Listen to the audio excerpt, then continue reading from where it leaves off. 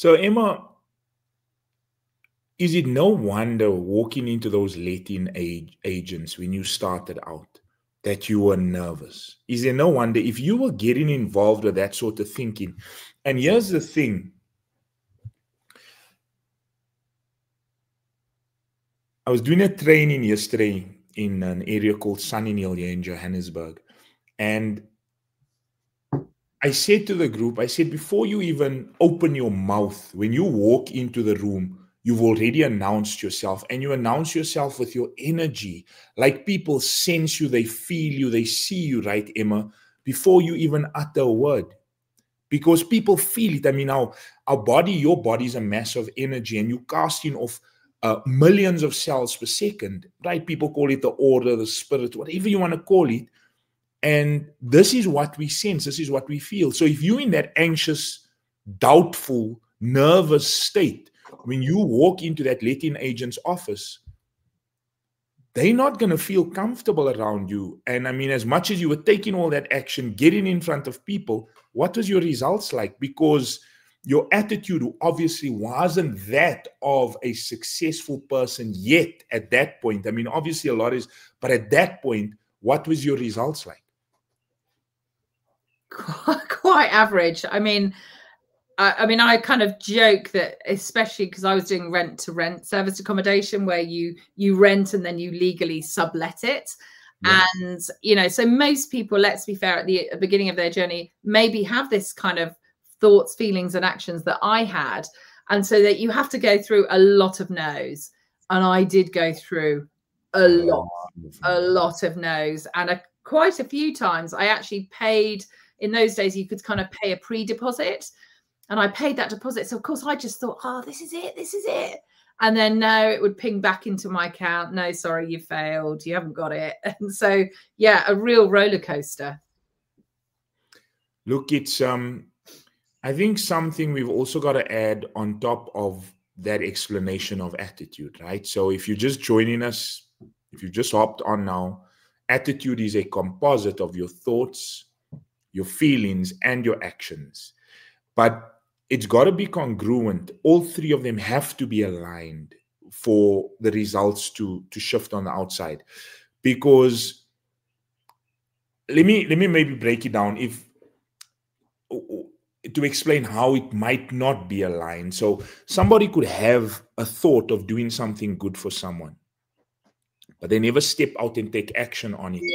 They don't have a good attitude, right? Or you'll find some individuals do something nice for people. So they do something nice, help them, but their motive is to manipulate that person. That individual also does not have a good attitude. So it's where you're thinking positively, or you're thinking from a good place. So like if you're being generous or you're helping someone, the thoughts are good. You just put in the good out.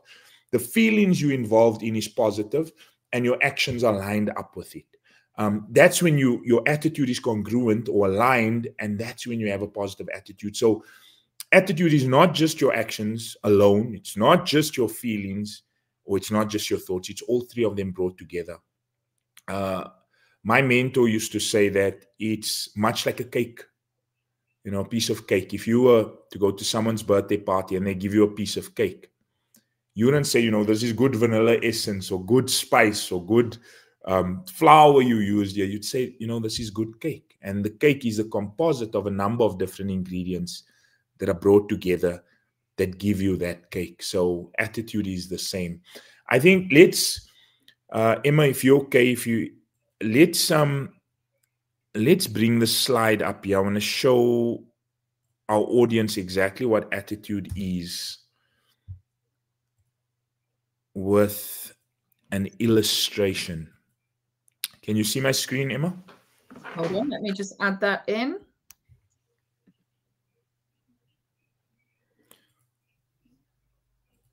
Alrighty, hopefully everyone else can see it. But here's a model of the mind. Now, you see a couple of circles and a couple of lines, and you might even think, you know, this is a laughable image. Can I just say, Lee, before you start on this, anyone who's listening now, exactly as Lee says, this might look silly. And I absolutely thought that probably for about 6 months working with you, Lee. And then suddenly the penny dropped. So if you can stop that 6 months of thinking it's silly and really, really read into this, you will have some big changes. Sorry, I just wanted to add that in. Thank you. Thank you. I'll add on top of that, Emma. I thought it was silly the first time I seen it. But I've been studying this image every day since December 2016 and applying it to things like different things like goals, habits, attitude. And that's what we're going to show now with attitude, you know, fear, even salesmanship, selling. It's an extremely powerful image when you really understand it and apply it to those different areas. The big circle, that is your mind. And your mind is divided into two, right? The top half being the conscious mind, the bottom half being the subconscious, and then, of course, the circle at the bottom, that's your body. Now, before we go into what attitude is, your conscious mind, that's your thinking mind. It's your analytical mind. It's where you pile the books up. That's where your faculty of memory lives. That's where you pile the books up. Your subconscious operates very differently. Your subconscious is the emotional part of your personality. You know, a lot of people, when we think of the emotional part of us, we think of this physical pump in the middle of our chests, right? Yet the ancient and the wise Greeks, they said that your subconscious is the heart of hearts.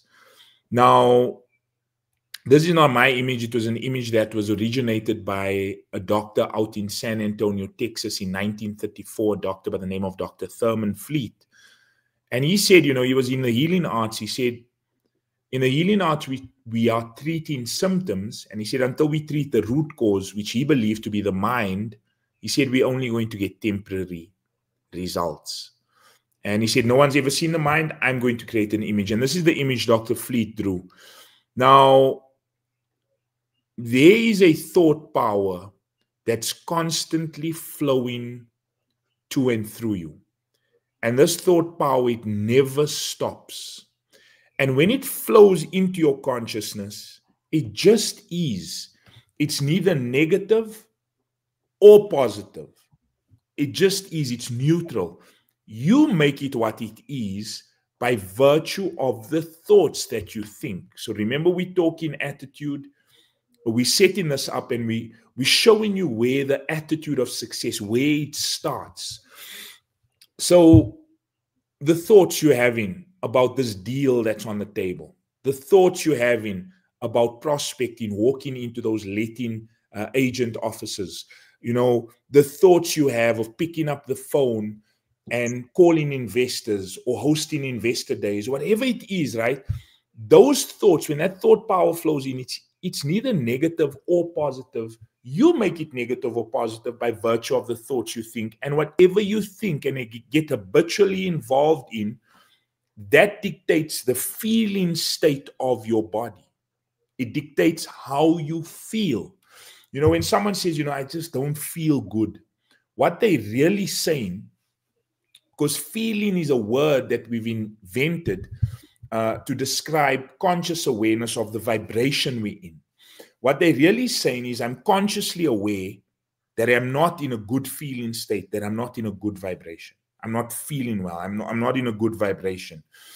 Because those thoughts, like if you get involved in doubt and worry, right, Emma, and that's a constant pattern, habit for you, you're going to be in a very low vibration. Your feeling is going to be you're going to feel fearful, nervous. You mentioned it when we started out, right? But here's the thing, those thoughts that you are habitually getting involved in, it's sent out as a charge into the universe. Now, I know that could sound like way out there for many people, but it really is sent out. And how we can qualify this is, have you ever felt, Emma, you know, maybe in speaking to someone, or maybe just an experience, you know, meeting someone. Have you ever felt sometimes like somebody, it almost feels like this person's reading your mind? Have you ever felt that? Definitely. In fact, recently I was on a holiday and I met somebody who just seemed so congruent with me.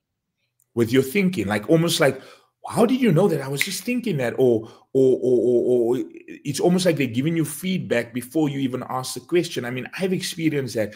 There are people that are very skilled at picking up those thoughts that are sent out.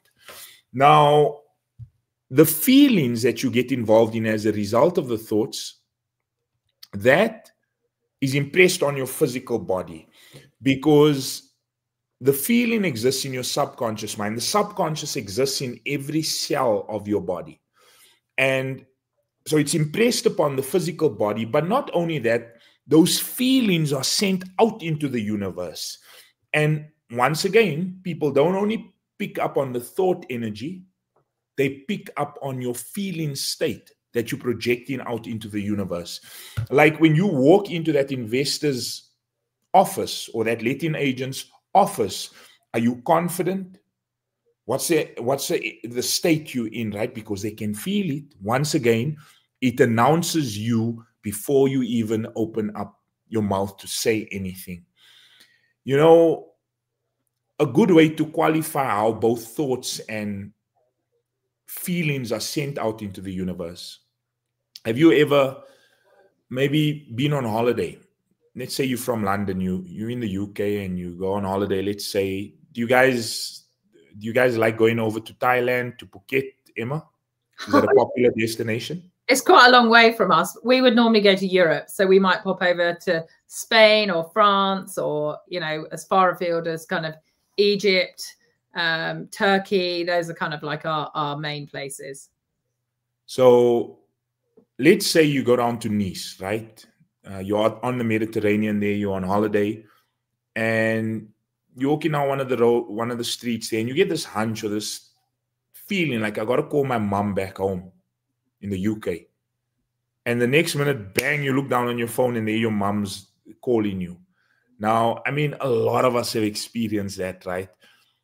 Did she call you because you were thinking of her, or did you think of her because she was just about to call you, right? These thoughts, I promise you, they are projected out into the universe.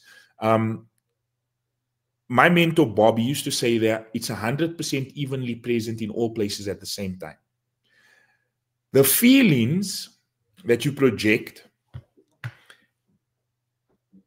and this is something I think we can all relate to. Have you ever been in someone's company and you talk with them for maybe 5 minutes, but it feels like an hour's passed or half an hour because they're in such a low vibration, like their energy literally sucks the life out of you? I'm sure you can relate to that, right? Or have you ever been in someone's company and you're having a conversation with them and an hour has passed by and you're like, look at your watch and you're like, gosh, it felt like 10, 15 minutes, but an hour has passed by because their energy is just so good, right? You really feel good around them. And, you know, that's one way you can qualify these feelings that you send out. But the feelings... Sorry, I think with that as well, Lee, I think we see that a lot. Well, I certainly do in when I go to property investing network meetings.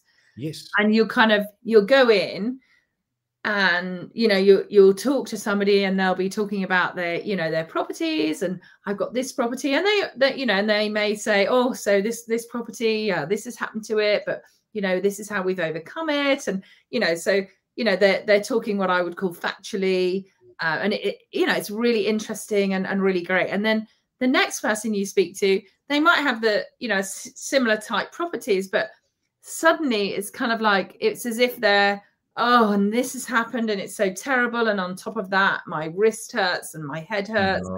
Oh, and everything's just a problem. And I really... the sky is falling. Yeah, and everything's, and I just literally just sit there listening to them, and equally they haven't asked like one question back. You know, it's kind of like almost this like splurge, isn't it? So yeah, you're absolutely right. I look at these people, I try and be as polite as possible and just say, it's so lovely talking to you. I'm just going to go and catch up with you know, these other people, or however I do it, because it just, you know, there's no they also, I'm not sure they even know how to improve themselves, or I don't even think necessarily they even know that there's an issue. So yeah, absolutely, I completely see that. There's a few people that are like springing to mind of recent experiences compared to others that you talk to, and you're just inspired and motivated, and you know, just can't wait to go back and speak to them. Now, it's the feelings that moves the body into action, right, Emma? And action, and I know you might not be able to see this clearly on the screen.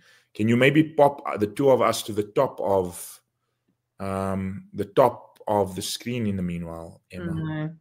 Oh, okay. No. Right, it's fine.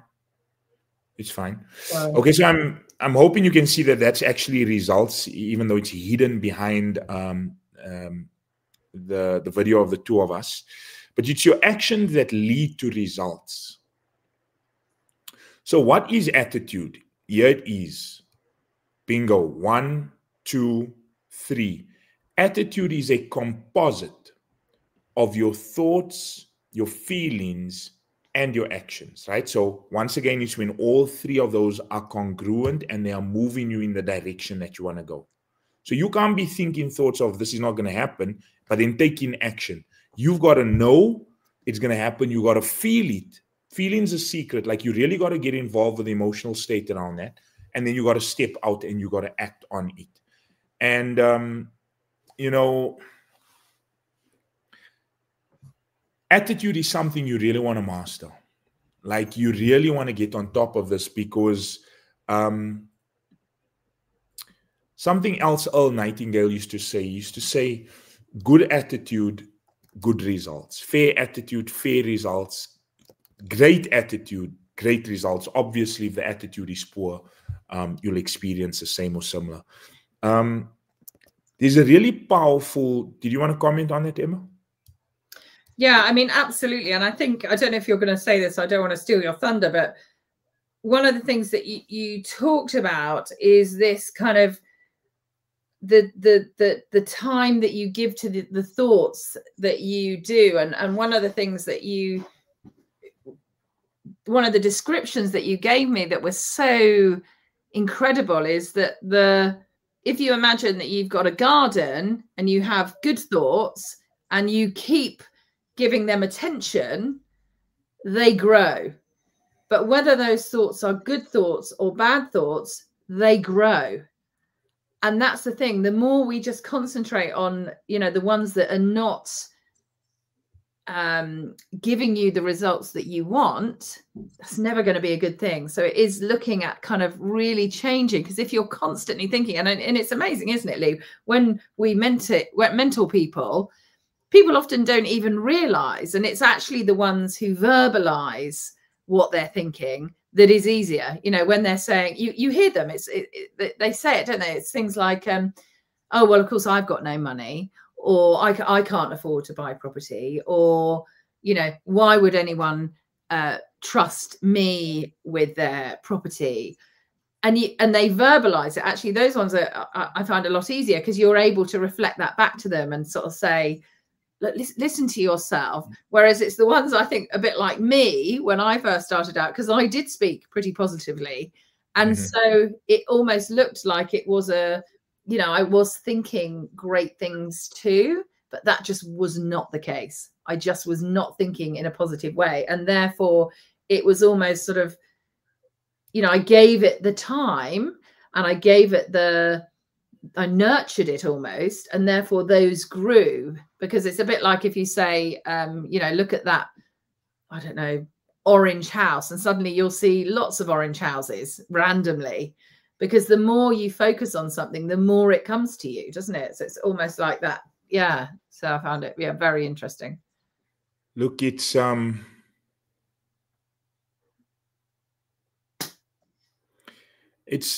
you know, anybody that's starting out their mindset journey, I think we've got to be gentle with ourselves, and also I think we got to try and be understanding when it comes to others, right, Emma? Because the average individual has around 60,000 thoughts a day.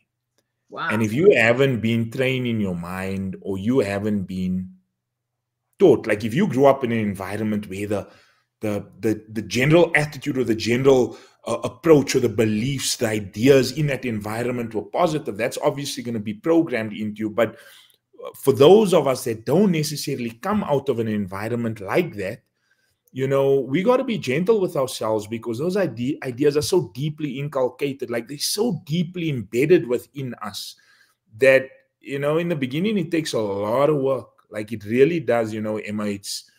And it's impossible to audit those 60,000 thoughts a day. Like it's really, you know, I think it is, you know, and it's, we got to catch ourselves, or we've got to be observant of the thoughts that are constantly coming. But here's a quick way for you to figure out if your thoughts, your feelings are moving you in a good direction. Just ask yourself, how do I feel? How do I feel? If you feel good, if you have a spring in your step, you're energized, you feel good, that's a good sign. That's a good sign, because that tells you what sort of thoughts you've been habitually getting emotionally involved in. And I think that, I mean, you talk a lot about gratitude. And so as I mentioned, I've got a walk now where I walk from my house all the way up a long garden to the car. And I used to, when I first met you, Lee, I used to just, that walk was just full of what's happening with the kids. I'm now running late. I've forgotten to do that. Oh, how are the children feeling? Was I, you know, I mean, really detailed stuff like, oh, I was a bit abrupt with my daughter this morning. Will she be upset? That's affected her for life. She's probably now going to have a nightmare life. She's never going to be successful. You know, like the most ridiculous thoughts I would have. And a lot of worry. I had an intense amount of worry. So the kids do lots of extreme sports as well. So I mean, my mind was just full of it, absolutely full of it. Whereas now, and I have to force myself to do this. This is not a natural thing. I now walk along the path, and obviously at different times of the year, and I go, I mean, admittedly, sometimes I do think, gosh, it's cold. The hedge has just rubbed water on me. But what I try and do is go, wow, look at that beautiful plant. Look at that lovely bird. And I listen, and it's like, what are that? And then I look across and I see a horse and I see this. And so I really attempt to be very grateful for that. And this actually reminds me, because, you know, this is something that I have to keep repeating to do.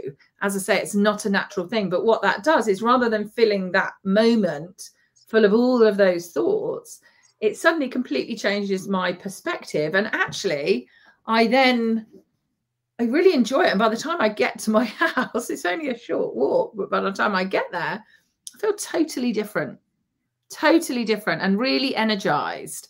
And I think that's the thing. I had a thing yesterday where somebody made a few comments, and I mulled over them because I really want to understand what they meant. And I mulled over it, but God, it sucked the energy from me.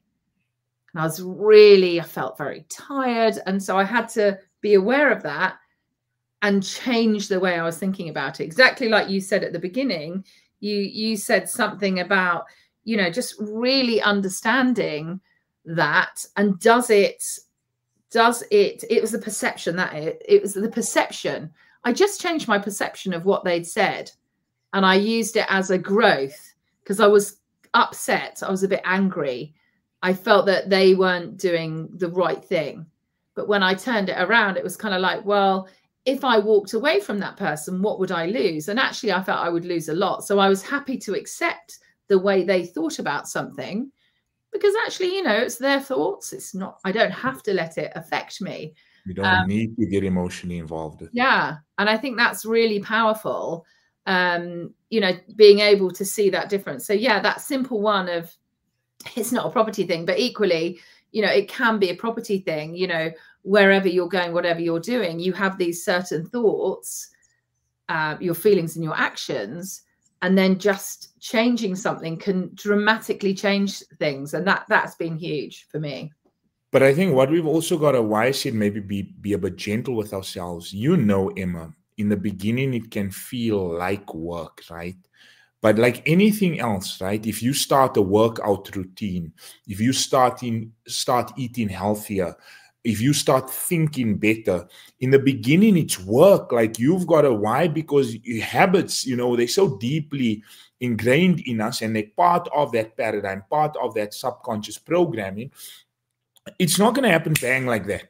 Like it's that practicing the gratitude every day, walking from the car up to your door, and replaying those constructive thoughts. You maybe done it 1 or 2 days, and then you fell back into the old routine or old pattern, right? But if you do it day in, day out, or, like you have been with me, Emma, for months, we've been at it for months, working on the mindset, upgrading the mindset. Eventually you get to a point where it's just normal, it's natural. Like that's your mode of being. That's how you are, and that's obviously when things can really shift.